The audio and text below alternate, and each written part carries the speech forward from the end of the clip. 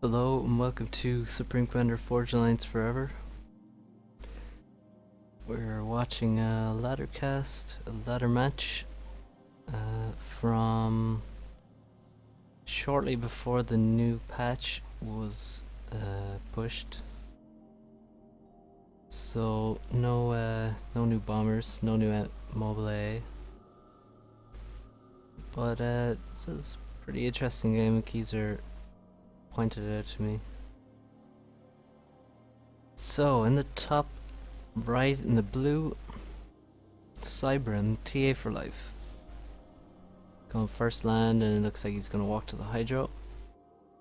And in the bottom left, Dumb Noob in the red as Aeon, more commonly known as Congreve. But he has now joined SNF, so he's got the naming convention there. And TA is, well, back to his good old name. So we're Desert Planet 2, 10x10 map, but it uses all that 10x10 space except this.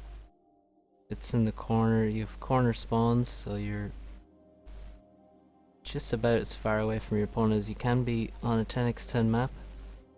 So it's quite a turtly map. You get long games. This is a long game. As you can probably see from the length of the video. So the first decision is obviously, well, air first or land first. Now you're probably going to just go land first. I can't remember the last time I saw anyone go air first on this map. Now the next decision is, do you walk to the Hydro with your ACU?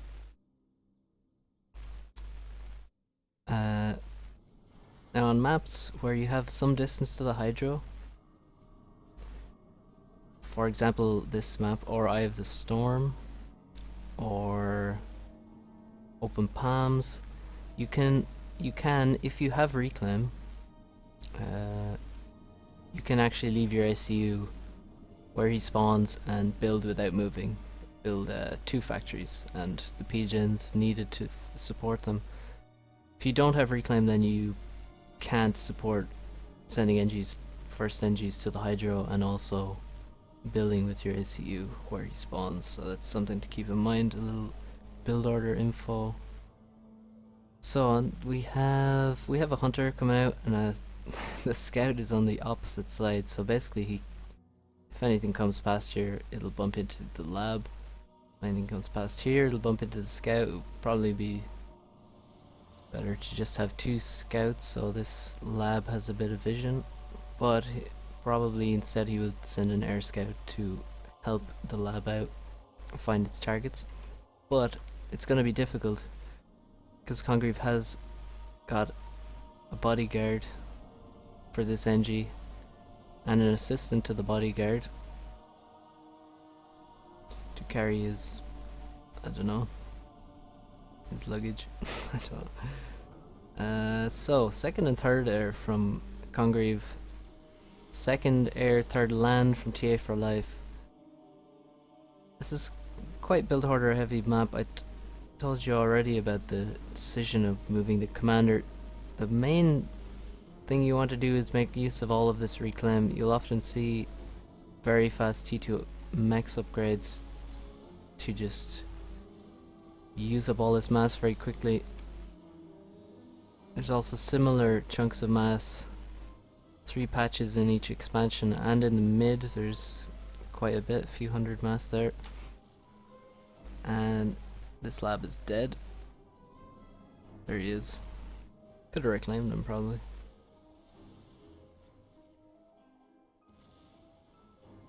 Air scout goes down to this Inti, I think.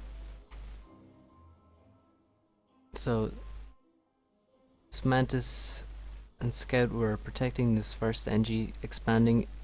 It's quite bad to lose your early NGs to your expansions, especially the one where your ACU is not moving to. So here we can actually see that I should probably stop zooming around so much, sorry about that. We can see that 2 ACUs are going to the same side. Usually, like on most maps where you have essentially two choices of where to move your commander, two large expansions to move to. Again, like on Open Palms or Eye of the Storm, you'll often see the ACUs move to opposite sides. Here they've gone to the same side, so this is going to be quite interesting. It can't lead to short games if you have a strong ACU push and someone gets caught off guard by that or just can't escape. But we can see Congreve, he's got a mix, he got some reclaim, he built a factory. So this is pretty slow expansion here, but pretty safe also. So this is quite good for TA. You can see he's grabbing his mexes faster, delaying his factory, but there's essentially no aggression in the early stages except for that hunter. No bomber, just inties, extremely safe play. And actually we have, seems like every NG coming out of this factory was sent over to this expansion. There's only a few in the base. You can see here, just a huge horde of inties, a huge horde of NGs, while over here we see Congreve killing some inties. Actually, that's actually all of TA's inties. His air factories were paused there, and he's actually building NGs out of this one. So Congreve just won air with three or four interceptors. Most of his interceptors are actually just spread around his bases. Mantis here trying to win back air control. Nice try. Aurora's, this guy just escapes out of range. He can do some damage. Already has 2 kills in fact. And this Mantis, well, he stopped moving. Could have got that kill. But yeah, we definitely need to see some airplay from Congreve. He won air with 3 interceptors and still isn't making any bombers. That's a bit of an issue. And we can see TA does love to make these turrets. It's actually extremely annoying to play against. They're 150 mass, they have really nice range. You spam a few of those and it's, I mean, you can't just throw any T1 bombers in there, they'll just die instantly to that turret. I think the best way to avoid them is probably deny radars so you can actually do some damage, or you're gonna need to snipe them with a T2 bomber. Obviously not applicable to Aeon, you're not gonna mercy this thing. But or to just have enough gunships that you can kill them. So they're a very nice unit, and TA does love to spam them as well. So this raid gets tidied up. I don't think he even killed a mech. Well, he probably killed this mech. This point events has stopped some attack, and this mech has just taken a bit of damage. Meanwhile, we have 3 T2 mechs. This one just about completing. 4 T2 mechs, in fact, when this completes. On TA's side, he has quite some build power assisting this one. Oh, that's quite nice. Just adjusting his balance, because he did just finish this T2 P-Gen, so he has far too much power. He can use these P-Gens to fund his next T2 mechs. This one is actually already at 75%, so he has 3, 4, 5 very shortly. Quite even with Congreve. Congreve still no use of that air control, and TA is trying to come back into the air game and equalize things. He has 12 inties. Congreve surely has a lot more. He has 27. But we don't see T2 air. We don't see some T1 bomber raiding or anything. Could just have some bombers picking away at this T1 land. Even. certainly could use some T1 bombers versus these hoplites. You need 3 bombs to kill a hoplite from full health with no veterancy. And also the stun is very useful for getting your units into range of those range bots.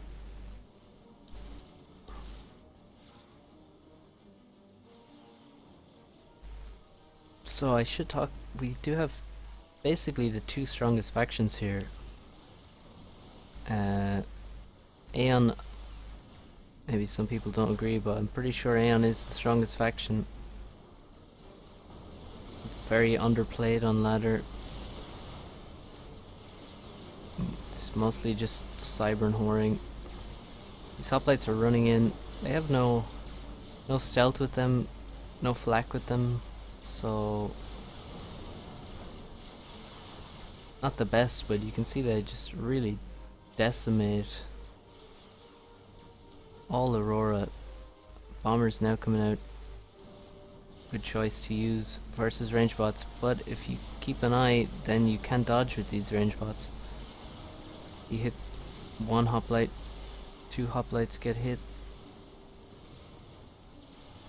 but he should be able to clean this up with the bombers. So these are the 2 strongest factions. I think really Aeon is harder to play, but more powerful when you have, you know, Swift Winds, Obsidians, Aurora, Harb, the best Destro, great anti-air in their cruiser and stuff.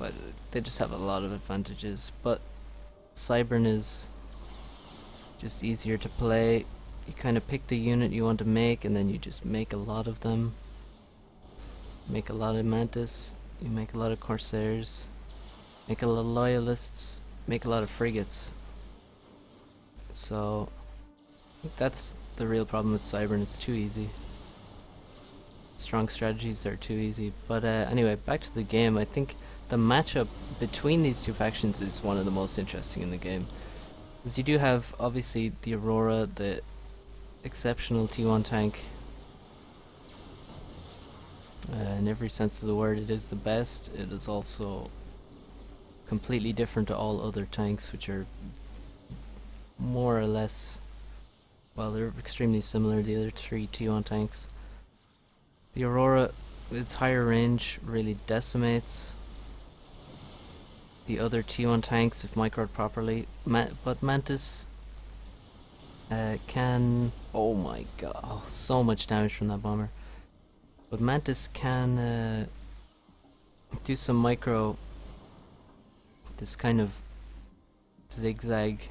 If you have to time it to dodge the Aurora shots, you can do that, which is much harder for the other T1 tanks because they are much slower. Well, not much slower, but they are slower, so it's harder for them to get into range. So that's a nice aspect. Then you have obviously the range bots, the hoplites, which are just, well, they're just better than Mongeese. Or, yeah, Mongeese, let's go with that. They're better than Mongeese, and they are extremely effective versus Aurora. Now they're coming up against an Obsidian. You see, once that Obsidian gets into range, it does absurd damage. 480 per shot, almost one-shots a hoplite. The Aurora is surrounding it, can finish the hoplite quite easily. But they have very short range, so hoplites can also be used versus Obsidians. Which is very nice because Rhinos do not do well at all versus Obsidians. I mean, you technically can kite an Obsidian with a Rhino, technically, but the possibility of that is, well, it doesn't really happen. But with hoplites you can definitely do some kiting, but it is going to take a long time to kill those Obsidians. Very chunky, 2750 HP total. So then we've seen the hoplite, we still see it being used, doing some damage, but Aeon has a counter to the range bot, which is the range upgrade on the ACU. Extremely useful tool versus hoplites. Now hoplites can also have stealth. Well, Aeon can deal with that as well thanks to their sensor upgrade, which gives them a nice omni, and they can have sensor and range, so again, a great tool versus hoplites. Quite an investment though for the Aeon player. These two factions also have the two best T3 rushes. As we see these Obsidians just pushing through, forcing everything back, and if it doesn't go back, it's just gonna get fucking annihilated. So he's forced back. He doesn't actually have direct fire units here anymore. We don't see rhinos coming out, but we do see bricks. And this is much, much faster. Wow. Yeah, that's a real problem. We see a T3 support factory with quite heavy assist already in the expansion before we see the T3 HQ from Congreve. So TA is a nice advantage. He's just been more efficient. He did some nice raiding here, denied mexes for a long time. Congreve still has to grab some of this reclaim. And he is shutting down some, I mean, this is a single obsidian raiding. It's not really that helpful. Here, these obsidians push through, but they've pushed through directly into a brick, and now one comes out of the factory. Obsidians are good, but they can't do shit versus bricks. It's nice that they're in range, they can actually do their damage and be somewhat effective, but usually obsidians are just going to be out of range of those bricks and do absolutely nothing. Maybe he could have focused down this factory. That would have been a nice kill, but because it would have also killed the brick building inside. Maybe that was a possibility. Maybe it wouldn't have come off. Probably worth a shot though. He can't really fight bricks with obsidians. Better just kill what you can kill.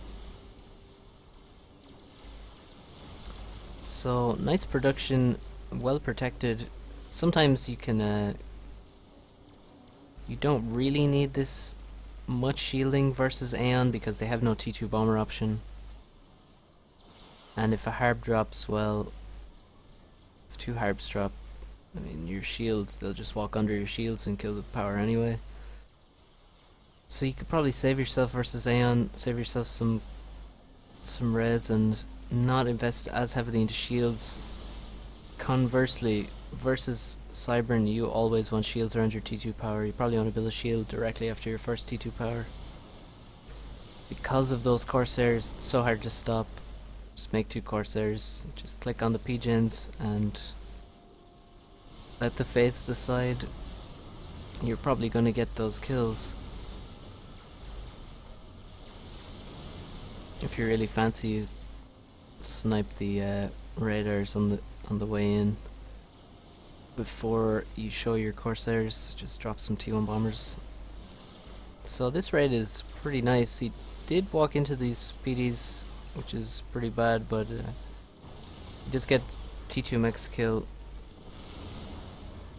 Brick will come in and clean this up though, and ultimately he's going to leave a significant amount of reclaim from those obsidians. You can see 246, 260. Obsidian is an expensive unit, but now we have harps coming out. I think this NG found himself in the wrong spot. We have a loyalist out. Oh, that obsidian just missed. Oh, and now that's a vet for the loyalist. That obsidian shot just missed the loyalist. That's unfortunate. 480 damage just disappeared. Obsidian's now winning air control. Not what they're built for, but they're pretty good at it. TA rebuilding his mexes quickly, sucking up the mass. Still quite a lot of mass here for, well, yeah, that's a dead brick. Yeah, he's grabbing that very fast. So what have we got? We have TA ahead on score, behind on eco. Yeah, total mass, we have some advantage. There's a T3 max upgrading for Congreve. 26%. Just a single T1 engineer making that. Oh, look at that beautiful power balance. Power and mass are just very nice, no waste. Looks like he perhaps did just finish that T2 P-Gen. Do always need to be adding power as Aeon, well, as any faction really, but especially Aeon, when you have these obsidians in the T2 stage which are quite heavy on power. This guy is in the base somehow. How did he even get in there? Will successfully take out that storage anyway, but you see, as I was saying, you have these obsidians at T2 stage, harbingers at the T3 stage, and these things cost upkeep because of their shields. Ta4life is gonna come in with his T1 ACU and finish this obsidian. It seemed like he was shooting at the wrong rate there for maybe that was just me. Probably going insane. There we see a classic engagement for harbingers. They just find those couple bricks, and it's 2 bricks, but there's six harbs there, and the bricks have no chance to retreat in this situation. They've basically just moved too far forward. The harbs are going to run them down, and the range difference is not going to allow them to still get value. So the harbs can just can find those nice engagements where they have the numbers advantage and just take advantage of positioning much easier, despite being an overall worse tank in terms of just head-to-head combat. If these obsidians keep moving, they can actually do serious damage, but it looks like they're now out of range. This guy's out of range, and now they're wiped out before they can get back in. But if they'd stayed in range, you can see these bricks are very low. Here we have harbs, those harbs pushing. They've lost all their flaks that were with them. Oh, these loyalists are getting some great stuns off. A single loyalist dying in the center there stuns every single harbinger. But now they're on top of production, and there's just 2 gunships. That is not going to make enough of a difference. Running into the middle of these NGs is a good choice. Now we see his air force. Congreve's air force comes in to try clear out. Holy shit. How many interceptors is that? What the fuck? Okay, 130, 140 interceptors for TA. So many of them are just gagging for some air staging. But that's an insane air force. That's a slow cloud right there. This build power is dead. The T3 factory, T2 factory is dead, and this expansion is also dead. Let's see if TA... His eco isn't... Well, he had a lot of... A huge stall there, because he's putting so much into his T3 max. It's really difficult to get that first T3 max out. Really hurts. Let me just make sure it is the first one. I think so, yeah. No, it's the second.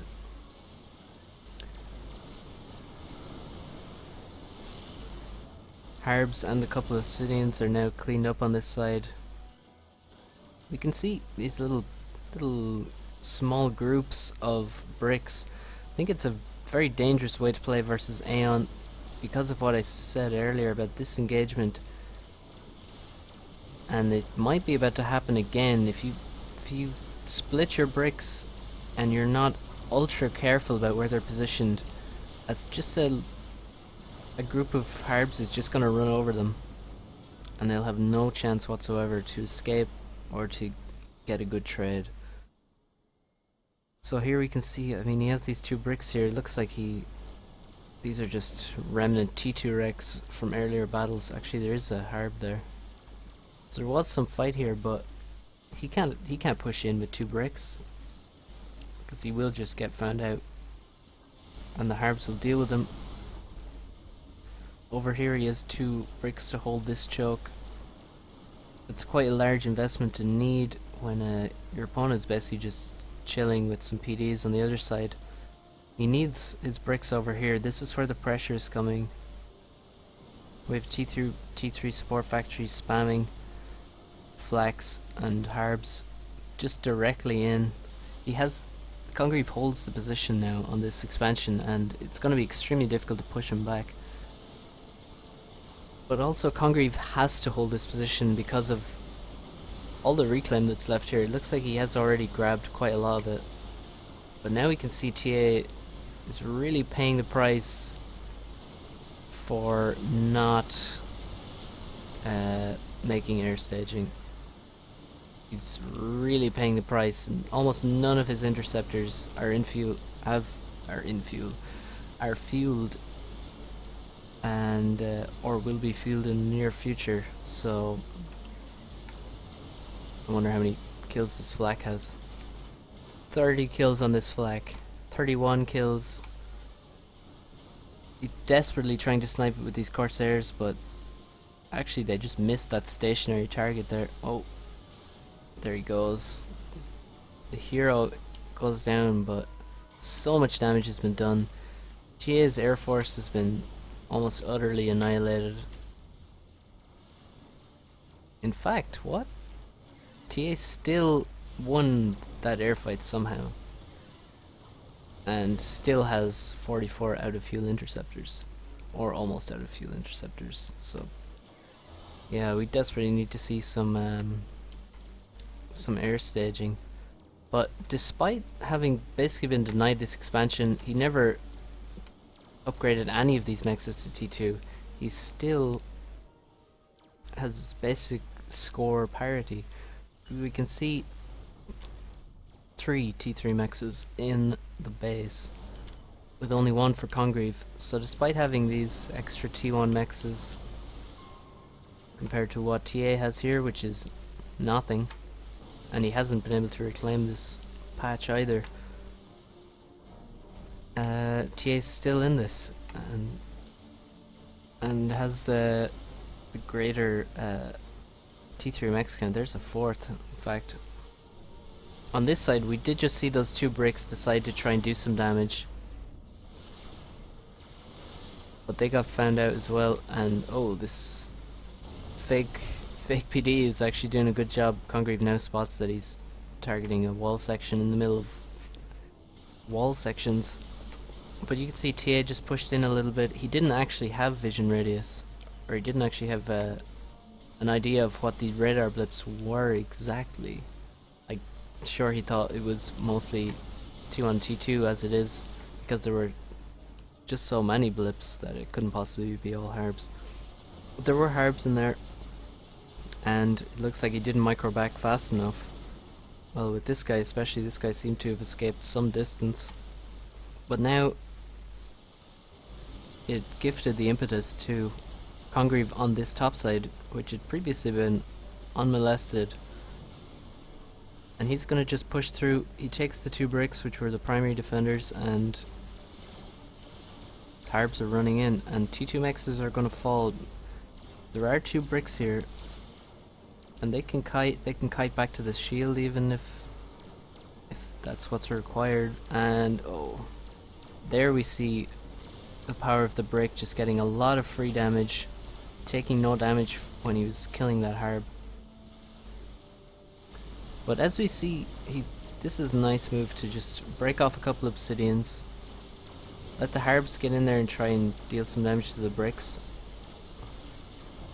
I think we saw, yeah, there's another brick coming out, so nice production on this side.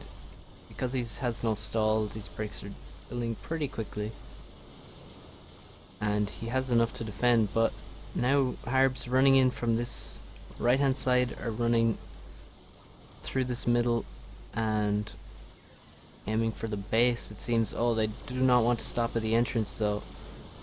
These bricks are returning, looking for some damage. The Corsairs are getting popped by these flaks. as they try to snipe the flags.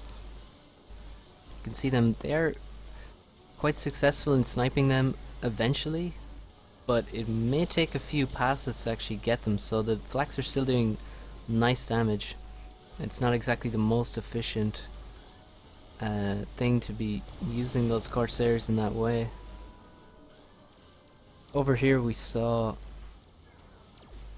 yet more bricks just get run over by a slightly larger group of Harbs. They didn't get kited correctly and they got punished. That's an accidental assist order. He wanted a move order back to this choke, but misclicked, as does happen with UI lag. Yes, it's a real thing. You will just click here and then you let go of the click here, and well, or the game will just register it differently and you get an assist order where you wanted to move.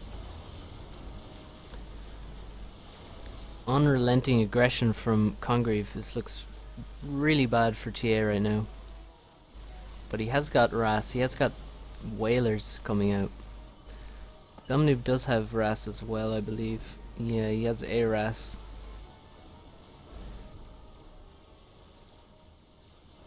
Still just a singular T1 mechs. I really expected more, but you can see this aggression he's putting out. Just he wants to win this game by just simply denying TA access to mechs that should be his, and along with that steal the reclaim resulting from those battles.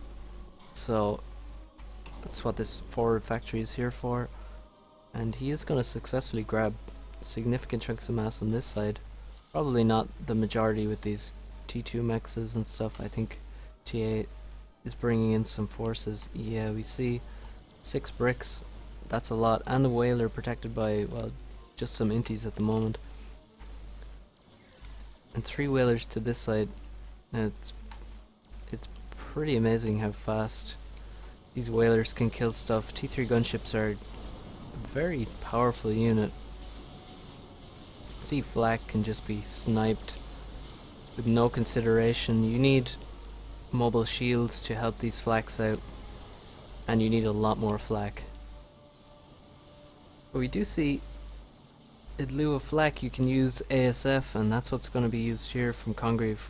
Because TA has been going for those gunships, he is at a disadvantage in the T3 air ASF game.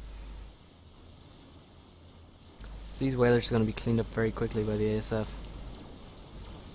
But they did their job and cleaned out the forces that were here. But we can see every time something gets cleaned out, we have a new AN force that appears to clean out whatever is left from TA. Just a constant back and forth, but ultimately in the advantage of Congreve, as he continuously denies this area. CTA desperately trying to get this reclaim. Another reason for Harbs being so good. If you do actually secure an area with those Harbs, then you just suck up that reclaim. They don't reclaim as fast as engineers, but I mean, they reclaim fast enough, and it's a really nice feature, probably underused, I think. Haven't seen Congreve reclaiming too much with his Harbs. They were changed a while back so that they can't shoot while reclaiming. Not sure about that decision. It makes them quite annoying. I think their behavior really needs to be changed to the ACU for their attack move. When you put them on attack move, they act like engineers and just reclaim, so they'll just be getting wrecked by some tanks because they're on attack move reclaiming and not shooting. So now we see, yeah, good kiting and also the use of these Whalers. Should be able to hold this, but actually there's a SAM, a forward SAM, and that will force the Whalers back. They need to leave right now. Oh no, they're still in range. Oh. I think he shot the Harbinger there. Or did he hit the ground? Probably hit the ground, in fact. This is a lot of Harbs though, and they can push through. But if they do, they're going to be met with these whalers, so he's going to hold position. He's going to take out the forward units that are just, well, these bricks are just out of position once again, but if he does push in, these whalers are going to wreck him. Still, we see the harbs continuously coming out.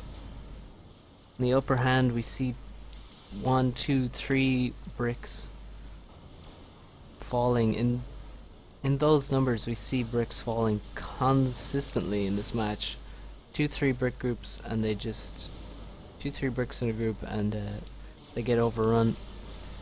Those Corsairs are just wasted. It's 5, 6 flax here, a 7th one. You can see the reaction to the whalers is quite significant, but would be much better if these flax had just 1, 2 mobile shields around them. I would really protect. Now, oh, that bug is actually not being constructed at the minute, but we have the spider complete. If I look to Congreve, yeah, we can see that he's thinking similarly and making his own GC. More raiding on this side. Wonder where these harbs came from, perhaps up through this position, judging by the dead PDs perhaps. The factories go down. The NGs are gonna go, yeah, he just can't stop this attack, I think. He's gonna lose this entire expansion. And here we have a bit of a push. We have 1, 2, 3, 4, 5, 6 bricks, an anti-air, a trebuchet, and a spider. And he's pushing, he's not pushing. And you see, I do think Aeon is the better faction, basically, for most of the game. Once you get to T4 stage, however, Cybern definitely gains the advantage. Their T4s are just so powerful. The Monkey Lord, obviously a great experimental, the cheapest and huge damage, has stealth field, but versus Harbs it is a really exceptional unit versus Harbs, almost a hard counter. So it's another reason this matchup is interesting. The Harb is a more useful unit than the Brick, worse in straight up fights, but then Cyberns get the Monkey Lord to deal with those Harbs. The GC certainly beats the Spider, as it should. It's much more expensive, but wow, I think that were those T1. Wow, how is there T1 bombers in your base? T8. You can see them. They actually stun through the shield. But yeah, I think he just scouted that Soul Reaver. Soul Reaver. Oh, that's a different game. Soul Ripper with T1 bombers. That's kind of interesting. This Spider, if he wants to push with it, well, he shouldn't wait around. And now he really can't push with it. So there is a GC, and he has not. Yeah, we can see pretty poor scouting information from TA. He's been using his T3 factory to make exclusively pretty much. Oh, no, here's some T3 air scouts, but they're quite late from when he had his air production set up. He's just mostly been using it for making those gunships in ASF. But now the GC comes in, and this is the first time he sees it. And this is not going to end well for TA. There's a lot of Harbingers here, far more than the amount of bricks. Treb obviously just dies instantly. Not really where you want your Treb to be, but yeah, that's a potentially game-losing move from TA, game-winning move from Congreve. Just a lack of scouting caused that, and perhaps a missed timing. Waiting around here with the Spider, Congreve knew it was there the whole time. Or, well, he knew it was around, certainly. You can see he has full scouting information. He has the Omni sensor. But a few loyalists would have gone a long way, but even so, there is just too many harbs here. We have 14 harbs. We have the mobile shields coming out. It's a nice move. We still have land scouts. Not really needed when you have an omni sensor.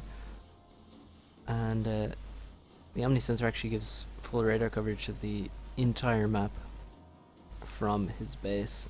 Kind of OP on a 10x10 map, but the Soul Ripper comes in and he's gonna stop this army from doing anything. He's gonna focus down flax. But now the ASF come in from Congreve, do a lot of damage in that first pass. The Soul Ripper's down to half HP. We also have whalers coming in, so a lot of gunship damage onto this GC. Soul Ripper still dropping HP, but it looks like J has 1 air now off the back of this, and the Soul Ripper lives. Has its first vet. Should be able to get some more vet here. The harbs are let go through, but they should be cleaned up. Meanwhile, on the other side, a lot of harbingers. TA is not microing these. They're gonna die and not trade well at all. Once again, this position is dead. This position, well, it's still denied for basically the entire game. Now the whalers being moved across to this side. There are no shields or flax here, so he can do a lot of damage. And tons of reclaim. You see so many brick wrecks, some harb wrecks, admittedly quite a lot less. Well, here we just have shields. It's interesting. Yeah, as I was saying about the T4 stage though, Cybern definitely has the advantage, but Congreve is playing this very well. So Cybern, they have the harb problem to deal with, which they can deal with Spiderbot. They have the GC problem to deal with. They can deal with that via the Loyalist stun, which is really absurdly powerful versus any experimental. You try use those versus the T4 chicken, for example. You can you can do some retarded shit versus a chicken. So to stop Loyalists, the GC has to be accompanied by a lot of harbs, which this one was, so Loyalists wouldn't have done as much damage or been as useful, but you get Loyalists and a Spiderbot versus a GC, you're gonna do extremely well with that Spiderbot, that Cybern Force. Then you also have the best land experimental, well, maybe not the best, but an even better one than the GC, that is the Megalith. Far more range, capable of kiting, more HP, a lot of damage. Just an exceptional unit, also capable of reclaiming these massive wrecks extremely fast. So Cybern, and then of course you have the Scathus, rarely seen in 1v1, but it's still there as an option, as an exceptional game ender on a map like this. Let's actually see where he would have to place it though to reach the enemy base. Yeah, because these are diagonal spawns, he actually would need to be extremely close. So not so much for this this map if your opponent is building mainly in his main base. You will see people build spread their bases quite heavily between the three, which is quite useful in the T3 in the T4 stage when you might have to deal with nuke launchers and such. I mean, we are 46 minutes in, we could have seen a nuke already. Congreve definitely got the spider wreck, and it looks like he's getting pretty much all of the GC wreck. There's 11k left there. Hasn't grabbed it all yet. And this spider's moving in and just clearing the floor, making way for TA's NGs to come in. But actually, in the process, I think he walked on the wreck and destroyed it, as well as some of these engineers were still reclaiming. I think it was a combination of both, but I think he did a lot of walking damage to that wreck, and he's not going to have as much to reclaim as he thought he would. There's just some hard wrecks and T2PD wrecks, so that is unfortunate.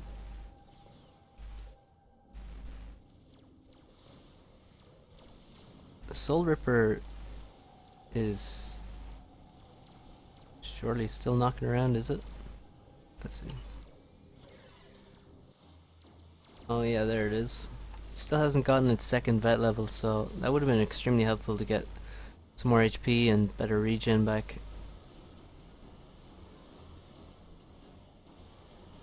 I don't see any nuke launcher. I don't see an anti-nuke. Do see a megalith almost complete, and TA has regained this side and cleaned it up. No more wrecks here, just a few small wrecks. Still has brick wrecks here and hard wrecks that he needs to grab. He desperately needs all the mass he can get because he is at a huge deficit. That's a lot of Corsairs. He has 15 so far. Building more. We have 63 maxes. Oh no. Don't bump. That's okay. The GC stops pursuing, but this does not look like he can stop it, except for this megalith. Now he can definitely deal with this. So we can see three different. This is the power of Cybern. We can see three different XPs in use.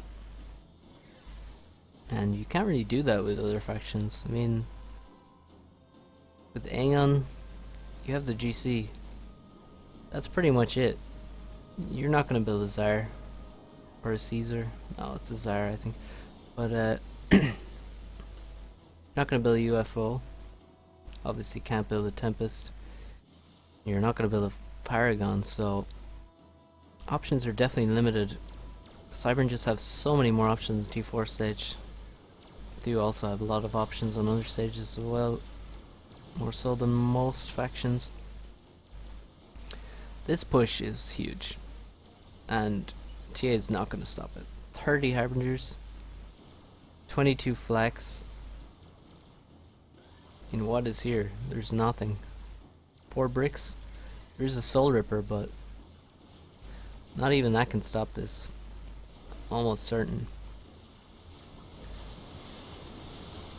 Now we see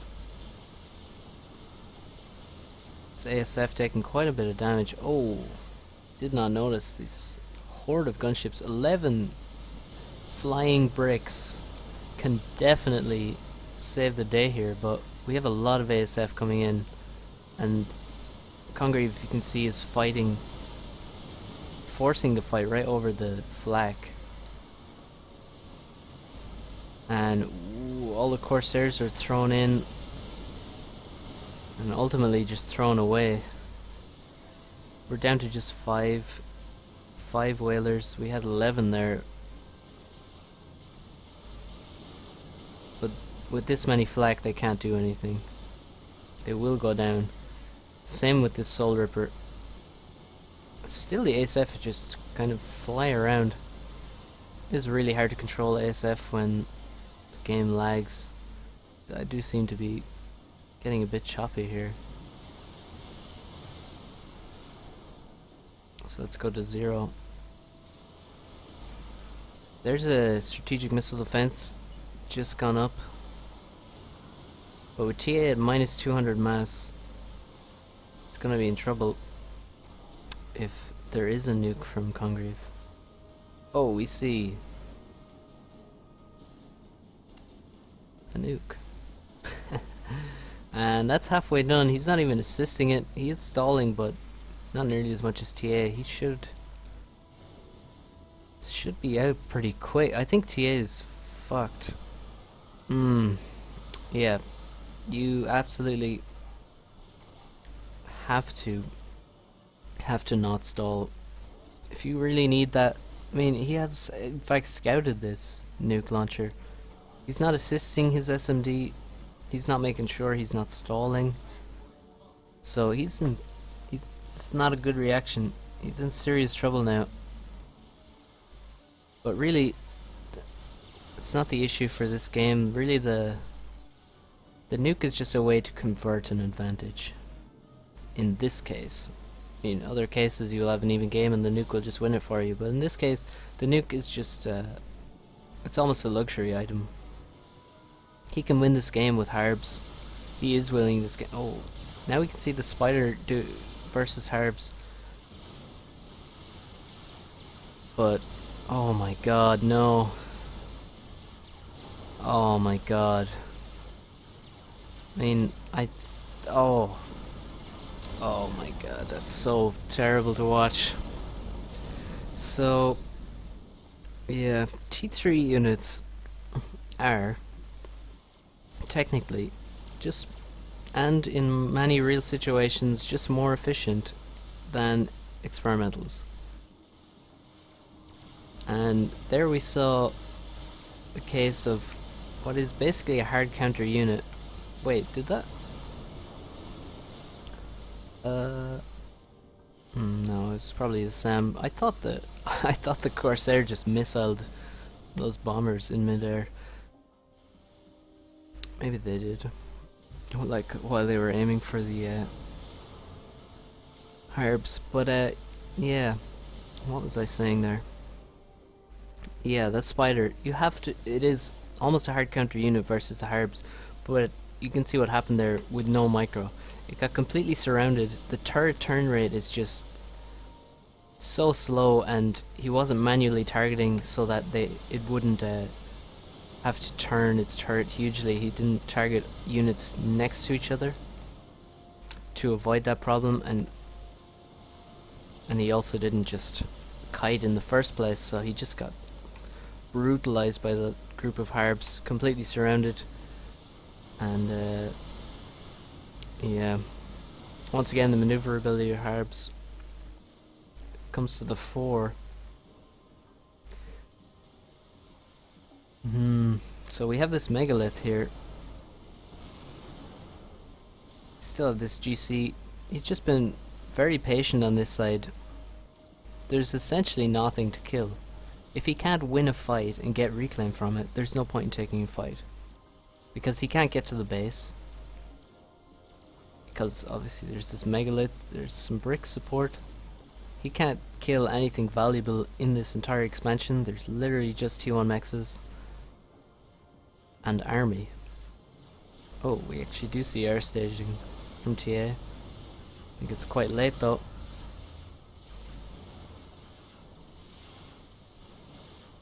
And Harbs are just killing lots of build power. Might be able to get T2 Pigeon, might be able to get T3 Mex. That's the nuke. Oh. Yeah, this bug was not fixed in this patch. Well, it was fixed in the most recent patch. TA, how did my anti-nuke get reset? I have a feeling it didn't get reset. I have a feeling it never actually got loaded in any way, because he was stalling, and yeah, he's not even moving. He's just accepted his fate. And that's it. GG. Oh, nice Sams. That's a pretty cool spot. But yeah, had anti for 15 minutes. Yeah, he did have one for, yeah, it's 10 or 15 minutes, maybe that long, but he was stalling and he didn't assist it whatsoever, so I think I don't think he can really blame that for the game loss. And Congreve didn't even assist his nuke. Actually have SCUs, yeah, RAS SCUs. That is pure insanity to make those.